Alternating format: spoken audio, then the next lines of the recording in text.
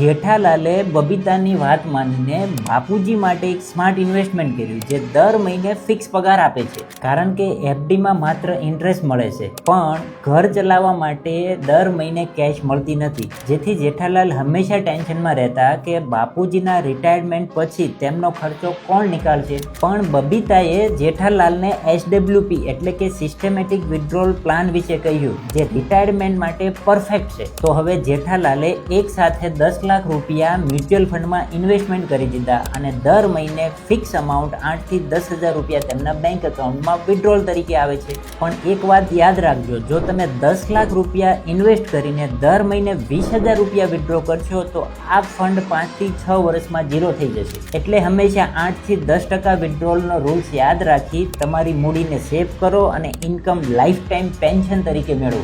માટે જો તમે પણ જેઠાલાલ જેવા સ્માર્ટ અને પ્લાન વિશે વધુ માહિતી જાણવા માંગો છો તો મારા પેજને ફોલો કરી કોમેન્ટ કરો રિટાયર્ડ, હું તમને ડિટેલ મોકલી આપીશ.